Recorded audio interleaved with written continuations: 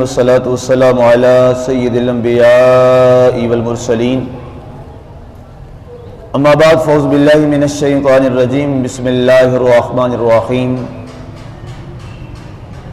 فقال اللہ تبارک و تعالی فی شان حبیبہ علیہ الصلاۃ والسلام لقد من اللہ علی المؤمنین اذ بعث فیہم رسولا صدق اللہ العظیم۔ معزز سامعین، الحمدللہ اللہ کا بے شمار کرم، اس کی عنایات اور خاص لطف و عنایت سے الحمدللہ ہماری یہ 12 روزہ سیرت النبی صلی اللہ علیہ وآلہ وسلم کی محافل جو روزانہ یکم ربیع الاول سے بعد نماز عصر چلتی رہیں، اللہ تعالیٰ نے توفیق بخشی کہ آج 12 ربیع الاول اور ہماری آج کی یہ آخری محفل، اختتامی محفل اور دعائیہ محفل، جس میں آج آپ اور ہم تمام شریک ہیں، کوشش ہوگی کہ مختصر وقت میں 10-15 منٹ کے اندر کنکلوژن کے طور پر، نتیجہ کے طور پر میں آپ کے سامنے سیرت النبی کے پہلو رکھوں۔ سب سے پہلی بات یہ ذہن میں نشین کر لیجئے کہ اللہ تعالیٰ کا بے پناہ شکر ہے کہ اس نے اپنا حبیب ہمیں عطا فرمایا۔ اپنا محبوب کوئی کسی کو نہیں دیتا، بلکہ اگر کسی کے محبوب کی جانب کوئی اور نظر اٹھا کر دیکھے تو اسے رقیب کہا جاتا ہے، دشمن کہا جاتا ہے، اور رقیب سمجھ کر اس سے نفرت کی جاتی ہے۔ لیکن کمال بات یہ ہے، کائنات کا یہ واحد ایک محبوب ہے کہ اس کے چاہنے والے آپس میں محبت کرتے ہیں۔ یہ واحد ایک محبوب ہے کائنات کے اندر۔ دنیا میں جتنے بھی محبوب ہیں، محب کی خواہش یہ ہوتی ہے کہ یہ صرف میرا ہو کے رہے، کسی اور کا نہ ہو۔ کانٹوں کی طرح کھٹکتا ہوں رقیبوں کی نظر میں، رہتے ہیں میری رات میں 5-7 مسلسل۔ شعراء کا ایک اپنا انداز ہے، وہ کہتے ہیں کہ رقیب جو ہوتا ہے وہ نگاہوں میں کانٹوں کی طرح کھٹکتا ہے، لیکن یہ واحد محبوب ہے۔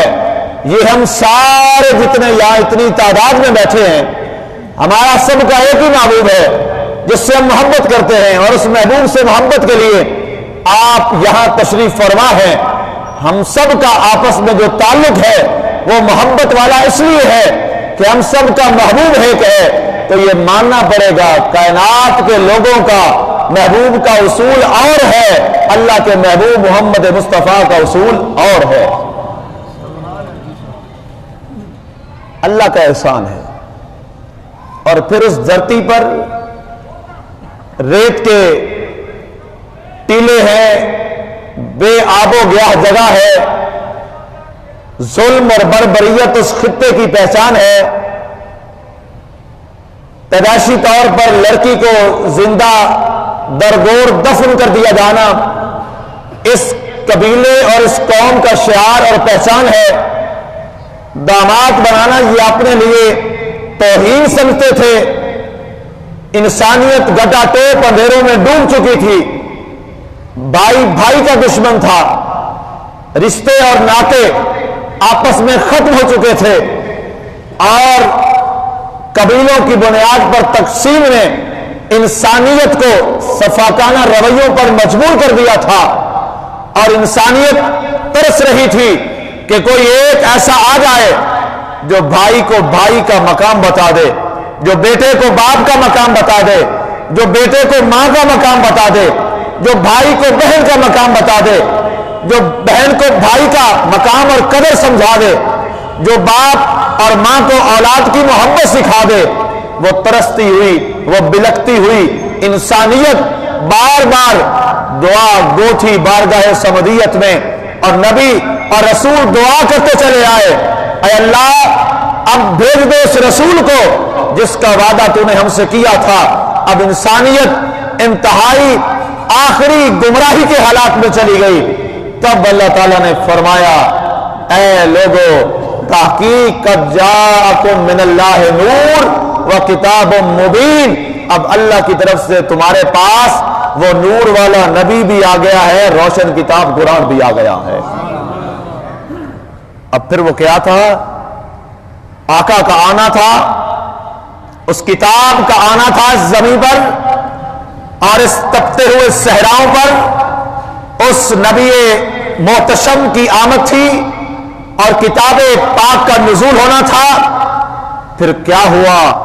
کیسر و کسرا کی شہنشاہیاں خاک آلود ہو گئی، 12 کنگرے ٹوٹ گئے اور امراء کی استحصالی کا نظام تباہ و برباد ہو گیا اور غریب کو اپنا حق مل گیا، مفلوق الحال لوگوں کو درجہ مل گیا، غریب اور امیر کے درمیان مساوات قائم ہو گئی، اور وہ انسانیت جو عرصہ سے ترستی تھی محبت کے جذبات کو، اور وہ عورت اور وہ لڑکی اور بیٹی جو بے آبرو ہوتی تھی، وہ رسول آئے، اس نے آتے ہی فرمایا اے لوگو الجنت تحت اقدام الامہات، وہ جو بیٹی کل ماں بنتی ہے اس ماں کے قدموں میں محمد عربی نے جنت رکھ دی ہے۔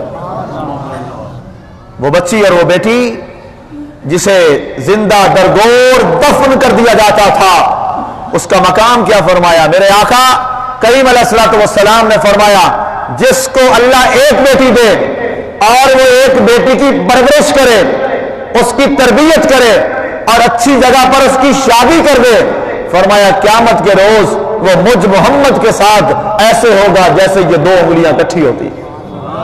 حضور نے اشارہ فرمایا، یہ حدیث کے الفاظ میں بیان کر رہا ہوں، سرکار نے فرمایا ایسے۔ صحابی رسول کھڑے ہوئے، یا رسول اللہ صلی اللہ علیہ وآلہ وسلم اگر کسی کی 2 بیٹیاں ہوں تو اس کے لیے کیا ہے؟ سرکار نے فرمایا جس کی 2 بیٹیاں ہوں گی وہ بھی میرے ساتھ ایسے ہی ہوگا۔ سامعین آج کا مزاج نہ دیکھیے، وہ وقت دیکھیے جس وقت میں بیٹی کا پیدا ہونا اس امت اور قوم کے لیے قابل نفرت ہو، ایسے ماحول میں ایک شخصیت اور ایک ذات اٹھ کے دعا کیا کر رہی ہے؟ دعا سنیے، دعائے مصطفیٰ صلی اللہ علیہ وآلہ وسلم۔ آقا دعا کر رہے ہیں اے اللہ مجھے خدیجہ کے بطن پاک سے پہلی بیٹی عطا فرما۔ اس ماحول میں یہ دعا مانگنا صرف اور صرف غم خار امت محمد مصطفیٰ کا کام تھا۔ فرمایا اے اللہ مجھے پہلی بیٹی عطا فرما۔ جب سیدہ زینب رضی اللہ تعالیٰ عنہ پہلی شہزادی پیدا ہوئی تو آپ نے جشن منائے، آپ نے خوشی منائی اور اللہ کے حضور سجدے میں گئے اور کہا لوگوں میں اللہ کا شکر ادا کرتا ہوں جس نے اپنے نبی اور پیغمبر رسول اور محبوب کو ایک صاحبزادی کے ساتھ رحمت کے ساتھ مجھے نواز دیا ہے۔ یہ کیا تھا؟ یہ اس معاشرے میں، اس ماحول میں جہاں پر بیٹی کی پیدائش پر صف ماتم بچھائی جاتی تھی، بیٹی کی پیدائش کو منحوس سمجھا جاتا تھا، ایسے میں آپ کو اور میرا رسول دعا کیا کر رہا ہے؟ مولا مجھے شہزادی عطا فرما دے، بیٹی عطا فرما دے۔ اور وہی انسانیت عرب کا ماحول تھا، لوگ غلام بکتے تھے بازاروں میں، لونڈیاں اور غلام بکتے تھے اور غلام کی کوئی حیثیت نہیں تھی اس معاشرے کے اندر۔ ایسے ماحول میں حضور صلی اللہ علیہ وآلہ وسلم نے اپنی اہم ترین مسجد کی ذمہ داری جس شخص کو دی وہ ایک خریدا ہوا غلام تھا جس کا نام بلال حبشی تھا رضی اللہ تعالیٰ عنہ۔ ابو جہل آیا اور آ کے کہنے لگا اے محمد صلی اللہ علیہ وآلہ وسلم، یہ لوگ جو کافر تھے نا یہ حضور کو ابن عبداللہ کہتے تھے، محمد رسول اللہ تو ہم کہتے ہیں نا، وہ محمد بن عبداللہ کہتے تھے، محمد رسول اللہ نہیں کہتے تھے۔ یہی تو جھگڑا تھا، وہ رسول نہیں مانتے تھے، وہ کہتے تھے محمد بن عبداللہ، حضرت عبداللہ کے شہزادے محمد صلی اللہ علیہ وسلم۔ کہنے لگے اے محمد بن عبداللہ، آپ کی باتیں ہم نے سنی ہیں، آپ کی گفتگو کو بھی ہم نے سنا ہے، اور آخری میں آپ کے پاس کہتے ہیں ایک بات لے کے آیا تھا شرط کے ساتھ۔ ابو جہل نے کہا کہ میرے ہاتھ میں جو کچھ ہے اگر آپ یہ بتا دیں کہ یہ کیا ہے تو ابو جہل کلمہ پڑھ لے گا۔ یہ تب کی میں بات سنا رہا ہوں۔ سرکار نے فرمایا ابو جہل میں بتاؤں تیرے ہاتھ میں کیا ہے یا جو تیرے ہاتھ میں ہے وہ بتائیں کہ میں کون ہوں؟ ایک تھا حضور کا بتانا، وہ والی اتنی بات شاید نہ ہوتی۔ ایک بات ہے جو مٹھی میں ہے وہ خود بتائیں کہ یہ سامنے کون کھڑا ہے۔ اس نے کہا اگر یہ ہو جائے تو یہ تو اور بڑی بات ہوگی۔ ابھی سرکار کا یہی فرمانا تھا، ابو جہل کے ہاتھ میں کنکریاں بول اٹھی، نشہدو بأنک محمد رسول اللہ صلی اللہ علیہ وآلہ وسلم، ہم گواہی دیتے ہیں کہ اے محمد آپ اللہ کے آخری رسول ہیں۔ ابو جہل نے جب یہ واقعہ دیکھا نا، ابو جہل اندر سے ٹوٹ گیا، کہنے لگا بات تو ٹھیک ہے، آج معاملہ تو درست ہو گیا ہے۔ کہنے لگا میں آپ سے الگ بات کرنا چاہتا ہوں۔ سرکار نے فرمایا آؤ کیجئے بات۔ کہنے لگا کہ ہم سردار لوگ ہیں، آپ کو پتہ ہے۔ حضور نے فرمایا میں جانتا ہوں، قریش کے قبیلے میں بنو ہاشم سردار قوم، سردار قبیلہ ہے، میں جانتا ہوں۔ کہا ہم دین آپ کا قبول کر لیتے ہیں، ہم کلمہ پڑھ لیتے ہیں، دائرہ اسلام میں آ جاتے ہیں، لیکن ہماری ایک شرط ہے۔ سرکار نے فرمایا بولو کیا شرط ہے؟ کہنے لگا ہماری شرط یہ ہے کہ یہ جو آپ غلام اور آقا سارے ملا کے اکٹھے بٹھا دیتے ہیں نا ایک ہی صف میں، یہ ہمیں قبول نہیں ہے۔ جو کل کے ہمارے غلام تھے وہ ہمارے ساتھ بیٹھ جائیں گے، ہمارا خاندانی جو روب ہے وہ کہاں جائے گا؟ آپ ہم سے الگ ملا کریں، الگ بیٹھا کریں، غلاموں کو الگ بٹھایا کریں، میں اس بنیاد پر آپ کے دین میں آنے کے لیے تیار ہوں۔ سرکار نے فرمایا ابو جہل یہی تو مٹانے کے لیے محمد آئے ہیں صلی اللہ علیہ وآلہ وسلم، یہی تو فرق مٹانے کے لیے میں آیا ہوں۔ آج کے بعد فرمایا کوئی قریش کا ہوگا، فرمایا وہ کوئی بنی نجار کا ہوگا، کوئی بنی قریظہ کا ہوگا، فرمایا کوئی حبش کا ہوگا، کوئی فارس کا ہوگا، فرمایا کوئی روم کا ہوگا۔ جہاں بلال بیٹھے گا وہاں قبیلے کا سردار بیٹھے گا، جہاں غلام صہیب رومی بیٹھے گا وہاں عرب کا تاجر بھی بیٹھے گا، جہاں پر فارس کا سلمان بیٹھے گا وہاں پر عرب کا امیر ترین بھی بیٹھے گا، اور آنے والے کو یہ فرق نظر نہیں آئے گا ان میں غلام کون ہے اور ان میں آقا کون ہے، سب برابر بیٹھے ہوں گے۔ انما المؤمنون اخوہ، جب اعلان ہو چکا کہ مومن سارے بھائی بھائی ہیں تو پھر یہاں پر فرق سارا مصطفیٰ نے مٹا دیا ہے۔ مسلمانوں، اس معاشرے میں آج ہمارا اسلامی معاشرہ ہے، جس ریاست میں رہتے ہیں وہ اسلامی ریاست ہے، نام اس کا پاکستان ہے، پاک لوگوں کا گھر۔ پاکستان کا مطلب ہے فارسی میں پاک لوگوں کا گھر۔ آج پاکستان میں اور اسلام، ہم پیدائشی مسلم ہیں، ہمارے باپ مسلم، ہمارے دادا مسلمان، ہمارے پردادا پردادا لکردادا سارے مسلمان چلتے آ رہے ہیں، مسلم ماحول اور مسلم محلے میں ہم رہتے ہیں، لیکن آج بھی ہمارے درمیان خاندانی فرق ہیں کہ نہیں ہے نا جناب؟ یا غریب کے ساتھ ملنے کے انداز اور ہوتے ہیں، امیر کے ساتھ ملنے کے انداز اور ہوتے ہیں، غریب کے لیے الفاظ کا چناؤ اور ہوتا ہے، امیر کے لیے الفاظ کا چناؤ اور ہوتا ہے۔ اور میاں 1400 اوپر اتنے پونے 1500 سال گزر گئے، پونے 15 صدیاں گزر گئی، اسلامی ملک میں ہم برابر نہیں بٹھا سکے غریب اور امیر کو، اور پونے 15 صدیاں پہلے عرب کے گٹے ٹوپ معاشرے میں غریب اور امیر کو اکٹھا بٹھانا یہ میرے مصطفیٰ کی کرم فرمائی تھی۔ پھر کیوں ہم نہ کہیں قرآن کی آیت پڑھ کر لَقَدْ مَنَّ اللَّهُ عَلَى الْمُؤْمِنِينَ إِذْ بَعَثَ فِيهِمْ رَسُولًا۔ اللہ فرماتا ہے قرآن میں، اے مومنوں میرا تم پر احسان ہے کہ میں نے تمہیں اپنا محبوب عطا فرما دیا۔ مسلمانوں، آج امت کو پھر سے اس پیغام ہیرا کی تجدید کی ضرورت ہے۔ اب سے پھر سے اس امت کو پیغام بطحا کی ضرورت ہے۔ پھر سے قوم کو واپس اپنے اسلاف کی جانب لوٹنے کی ضرورت ہے۔ علامہ اقبال رحمت اللہ علیہ تعالی نے فرمایا تھا، تھے تو وہ آبا تمہارے ہی مگر تم کیا ہو، تھے تو وہ آبا تمہارے ہی مگر تم کیا ہو، ہاتھ پہ ہاتھ درے منتظر فردا ہو، اسلاف سے تمہیں کچھ تعلق ہو نہیں سکتا۔ فرمایا تم نے اسلاف کا تعلق ہی چھوڑ دیا۔ وہ زمانے میں معزز تھے مسلمان ہو کر، ان کی ایک ہی پہچان تھی، وی آر مسلم، بس، نہ خاندانی، نہ لسانی، نہ طبقاتی، کوئی پہچان نہیں تھی۔ آج افسوس، آج ہم لسانی تقسیم کا شکار ہو گئے۔ یہ پنجابی ہے، یہ سندھی ہے، یہ بلوچی ہے، یہ سرحدی ہے، یہ پشتون ہے، یہ عربی ہے، یہ اجمی ہے۔ مسلمانوں، یہ نظریے کہاں سے آ گئے؟ تکلیف ہوتی ہے۔ اور اب جاگ جاؤ، بڑا ہم نے سو کے وقت گزار دیا۔ میں ایک لیڈر کی تقریر سن رہا تھا، اتنے بڑے باپ کا بیٹا، یقین کرے رات میں روتا رہا، کتنے بڑے باپ کا بیٹا، جملہ کیا بولا، اس ملک میں بلوچستان کو الگ ریاست کا جملہ بولا۔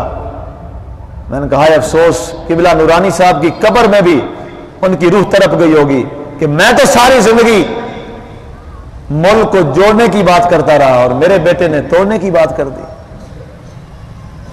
مقام افسوس ہے وہ لیڈر یا وہ شخص جو آپ کو تقسیم کرے پنجابی، سندھی، بلوچی، سرحدی، پشتون میں، وہ ملک کا بھی دشمن ہے اور اس سے بڑھ کر وہ اسلام کا بھی دشمن ہے۔ آپ بتائیے، آخری خطبے کا میں حوالہ دینے لگا ہوں جو سرکار نے فرمایا تھا عرفات میں، آخری خطبہ۔ یہ تو ایک ملک میں زبانوں کی تقسیم کرتے پھرتے ہیں نا، سرکار نے کیا فرمایا؟ پوری دنیا پر اسلام ہے نا جی، پوری دنیا میں ہر نسل کے مسلمان ہیں نا، انگریز بھی ہیں، پنجابی بھی ہیں، اردو بھی ہیں، ہندی بھی ہیں، سارے ہیں پوری دنیا میں، اسلام الحمدللہ ہے۔ حضور نے کیا فرمایا تھا؟ لا فضل لعربی علی اجمی ولا لعجمی علی عربی ولا الاسود علی الاحمر ولا الاحمر علی الاسود الا بالتقوی۔ یہ حضور کے الفاظ میں نے نقل کی ہے۔ حضور نے فرمایا، اے میرے صحابہ اور قیامت تک آنے والے مسلمانوں، کسی عربی کو اجمی پر، کسی اجمی کو عربی پر، کسی کالے کو گورے پر، کسی گورے کو کالے پر کوئی برتری نہیں ہے، اور یہ ساری تقسیمیں میں آج اپنے قدموں میں دفن کر کے جا رہا ہوں۔ اگر کسی کو برتری ہے الا بالتقوی، اس کو تقوی اور پرہیزگاری کی بنیاد پہ برتری ہے، بس۔ ساری تقسیمیں آپ کے اور میرے آقا نے مٹا دی اور ہمیں کیا فرمایا؟ المسلموں کا جسد واحد۔ حضور نے فرمایا مسلمان تو ایک جسم کی مانند ہوتا ہے۔ مسلمان بیٹھا ہو ترکی میں، مسلمان بیٹھا ہو افغانستان میں، مسلمان بیٹھا ہو جناب عرب کنٹری میں، مسلمان بیٹھا ہو یورپ میں، مسلمان بیٹھا ہو چائنا میں، مسلمان بیٹھا ہو امریکہ میں، مسلمان جہاں بھی بیٹھا ہو، مسلمان ایک جسم کی مانند ہے۔ اور حضور نے مثال پتہ کیا فرمائی تھی؟ کمال مثال دی۔ حضور نے فرمایا جسم کے ایک حصے میں اگر کانٹا چبھ جائے تو پورا جسم اس کی تکلیف محسوس کرتا ہے کہ نہیں؟ سرکار نے فرمایا مسلمان کی مثال اسی طرح ہے، اگر ایک مسلمان کو کہیں تکلیف پہنچے ساری دنیا کے مسلمان تڑپ جائیں۔ کانٹا چبھے جو کسی کو تو تڑپتے ہیں ہم، سارے جہاں کا درد ہمارے جگر میں ہے۔ یہ مسلمان کا نظریہ ہونا چاہیے۔ مسلمانوں، آج سیرت النبی کے 12 روزہ محفل کی آج 12ویں محفل میں، دعائیہ محفل میں، میں آپ کو میلاد النبی کے موقع پر، مقدس موقع پر جو پیغام دینا چاہتا ہوں، اور سوشل میڈیا کے ذریعے جو ہمارے احباب جہاں تک یہ میرا پیغام پہنچ رہا ہے، تمام کو میں یہ گزارش کرنا چاہتا ہوں، خدا را اس 12 ربیع الاول کے موقع پر یہ فیصلہ کر لو کہ ہم نے مسلمانوں نے اپنے آپ کو اکٹھا کرنا ہے، ہم نے اپنے آپ کو ایک کرنا ہے، ہم نے اپنے آپ کو ملی وحدت میں لے کے آنا ہے، ہم نے آپس میں یکسانیت پیدا کرنی ہے، ہم نے اپنے آپ کو جوڑنا ہے، نفرتوں کو ختم کرنا ہے، بغض اور کینے کو سینوں سے نکالنا ہے، اور اپنے دلوں کے اندر محبت پیدا کرنی ہے۔ ہم اس رسول کے امتی ہیں جس نے فرمایا تھا سل من قطعک واعفو عمن ظلمک واحسن من اساء الیک، فرمایا جو تجھ سے تعلق توڑے تو اس سے تعلق جوڑ۔ سل من قطعک واعفو عمن ظلمک، جو تجھ پر ظلم کرے اس کو معاف کر دے، واحسن من اساء الیک، اور جو تم سے برا کرے تم اس سے اچھا کر۔ ہم اس رسول کے امتی ہیں۔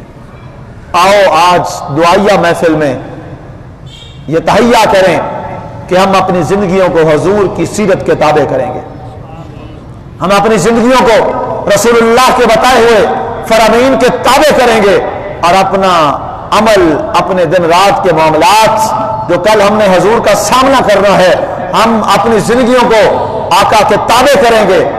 اور یہ آپ کو بتا دوں مسلمانوں، جنت دوزخ والا معاملہ تو بعد میں آئے گا نا، وہ تو اللہ سے امید ہے، اللہ سے پوری امید ہے، اپنے حبیب کے صدقے وہ ہمیں سب کو جنت عطا فرمائے گا، اس پر پورا یقین اور امید ہے۔ لیکن اس سے پہلے ہم نے اپنے نبی کا سامنا بھی کرنا ہے قبر میں۔ جب بھی کوئی عمل کرنے لگو نا تو اس سے پہلے یہ میری گزارش ہے، اس سے پہلے یہ سوچ لینا کہ جو عمل میں کر رہا ہوں کیا اس عمل کے بعد میں اپنے نبی کا سامنا کر لوں گا؟ برائی کرتے ہوئے ہم سوچتے ہیں نا ہمیں کوئی بندہ نہ دیکھے، ہمیں کوئی شخص نہ دیکھے کہ میں اس کا سامنا نہیں کر پاؤں گا، یا کسی کے عیب کو کسی کا پتہ چل جائے نا، وہ کہتا ہے میں اس کے سامنے یار نہیں جا سکتا، میں اس کا سامنا کیسے کروں گا؟ جب ہمارا عقیدہ ہے کہ ہمارے ہر عمل سے ہمارے نبی واقف ہیں، تو بتاؤ پھر جب برائی کرو گے کل رسول کا سامنا کیسے کرو گے؟ عمل کرنے سے پہلے یہ سوچ لینا کہ ہمیں کل اپنے نبی کا سامنا کرنا ہے۔ کی محمد سے وفا تو نے تو ہم تیرے ہیں، یہ جہاں چیز ہے کیا لہو قلم تیرے ہیں۔ محمد کی محبت دین حق کی شرط اول ہے، کسی میں ہو اگر خامی تو ایمان نامکمل ہے۔ وما علینا الا البلاغ المبین۔